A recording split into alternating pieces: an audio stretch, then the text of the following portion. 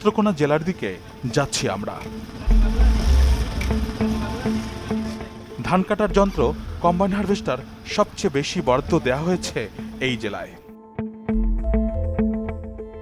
সারা দেশের 11,000 কম্বাইন হারভেস্টারের মধ্যে 900-র উপরে এসেছে নেত্রকোনার 10টি উপজেলায়। সদর উপজেলার রহুয়া বাজার, চায়ের দোকানে, কৃষকের আড্ডায় ঢুকে পড়ি আমরা। তালিকা অনুযায়ী এই ইউনিয়নে 30 জন কৃষক কম্বাইন হারভেস্টার পেয়েছেন। নাম ধরে ধরে কৃষকের খোঁজ করি। আচ্ছা, সবুজ মিয়া, আব্দুল লতিফ রহুয়া, আব্দুল মোতালেব ফকির, সুরজ আলী ফকির। একই গ্রামে এত মেশিন দেখি করে 24টা মেশিন আসছে এখানে, শুধু একটা কোম্পানির। আপনি দেখছেন বাড়িতে বাড়িতে কোনো মেশিন আছে? আমরা কোনো বাজি দেখি না, আমরা যে কথা বলতে ভাই আমি এলজিডি চাকরি করি, ল্যাবরেটরি সহকারী। জি জি। আমাদের এই ধরনের মেশিনগুলো আসছে, কৃষকের ঘরে মেশিন আসছে আমরা দেখি না এই পর্যন্ত। কৃষকদের কথার সত্যতা খুঁজতে বাড়ি বাড়িও যাই। সরকারি সহায়তায় ধান কাটার যন্ত্র পাওয়া কৃষকদের খোঁজ করি। তালিকার সাথে জাতীয় পরিচয়পত্র মিলিয়ে যাচাই করি। আপনার ন্যাশনাল আইডি কার্ড আছে না? জাতীয় পরিচয়পত্র নিয়ে আসুন তো একটু। তালিকায় থাকা এই রিপা আক্তারের নামে একটি কম্বাইন হারভেস্টার বরাদ্দ দেওয়া হয়েছে। আপনার নামে যে যন্ত্র বরাদ্দ হয়েছে এটা আপনি জানেন? না, আমি আগে জানতাম না। আপনি কি যন্ত্রের জন্য আবেদন করছিলেন?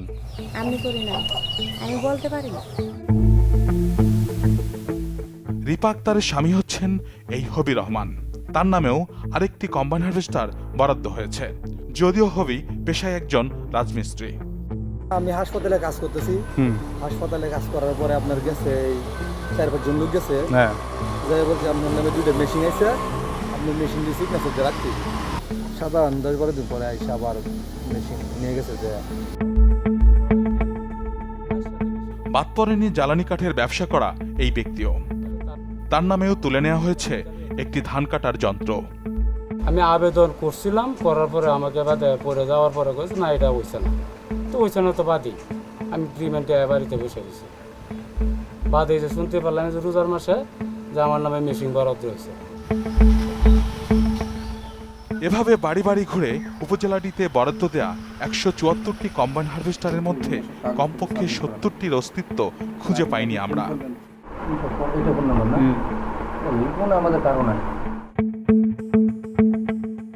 সদরের পাশের উপজেলা পূর্বধলায়ও একই অবস্থা।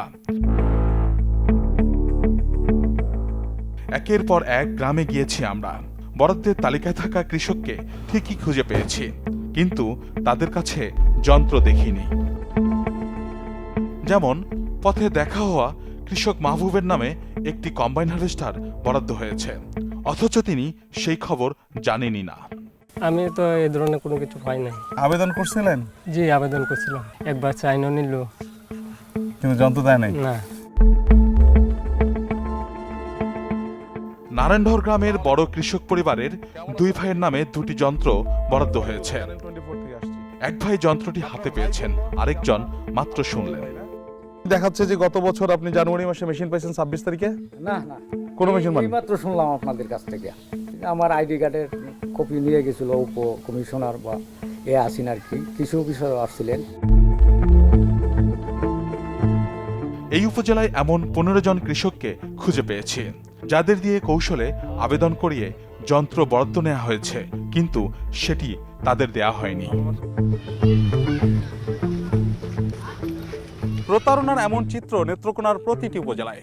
প্রশ্ন হচ্ছে, এমন ঘটনা কি শুধু নেত্রকোনা জেলাতেই ঘটেছে? উত্তর হচ্ছে না। দক্ষিণের উপকূলীয় জেলা বরগুনার দিকে যাচ্ছি আমরা। এই জেলার 6টি উপজেলার মধ্যে সদর উপজেলায় কৃষক, ফসল এবং ফসলের মাঠ বেশি থাকার পরও ভর্তুকির যন্ত্র বেশি গিয়েছে আমতলী ও তালতলী উপজেলায়।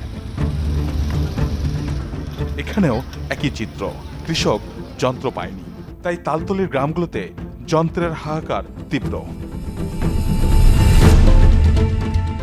কাগজপত্রে পাইছে, কাগজপত্রে আছে কিন্তু মেশিনে পায় না।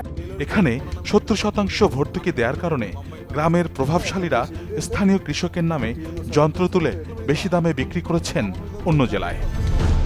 এই যে কৃষক না, বা অনেকে আছে কৃষক, গরিব মানুষ, এগো আছে কি 10,000, 20,000, 5,000 যারা যেরমের দিয়ে পারছে, দিয়া ওইখান নামে একটা মেশিন ছাড়াইয়া ও কোম্পানির দ্বারা বেশি তো এই অর্ধ পর্যন্ত এই এলাকায় কোনো মেশিন পুরান মেশিন আমরা দেখিনি। এই 2-3 বছরে 8 থেকে 9টা মেশিন আমাদের এই শারিককেল ইউনিয়নে দেওয়া হয়েছে, কিন্তু সেখানে আমি হাতে গুণে ধরিয়ে দেখাই দিতে পারি শুধুমাত্র একটা মেশিনই আছে, আর একটা মেশিনও আমাদের এলাকায় নাই। এমন আরও কয়েকটি জেলায় ঘুরে কৃষকের নামে যন্ত্র তুলে নেবার প্রমাণ পেয়েছি আমরা। বেশি সরকারি ভর্তুকি দেয়া এলাকাগুলোয় এমন প্রতারণা ঘটেছে বেশি। এমনকি বাদ পড়েনি 50% ভর্তুকি দেয়া এলাকাগুলো। ঢাকা জেলার মধ্যে সবচেয়ে বেশি ফসল ফলে এই দোহার উপজেলায়। কম্বাইন হারভেস্টারও বেশি এসেছে এখানে, 24টি। তবে যোগাযোগ করে আমরা নিশ্চিত হয়েছি এদের 19 জনই যন্ত্র পায়নি। একটা যন্ত্র পাইছে, তাদেরই একজন লক্ষ্মীপ্রসাদ গ্রামের এই নাসিমা ইসলাম। ওনার আছে, উনি একদিন আমার 60 বিঘারও বেশি কৃষি জমি তারপরও তিনি যন্ত্র পাননি। এগুলা সবকিছু এনআইডি এবং আমার নাম, হ্যাঁ, এবং আমার যে ফোন নাম্বার সবকিছু কারেক্ট আছে, কিন্তু আমি এই মেশিন আমি আনি নাই বা আমাকে দেওয়া হয় নাই। যে আমরা চ্যানেল 24 থেকে আসছি আর কি।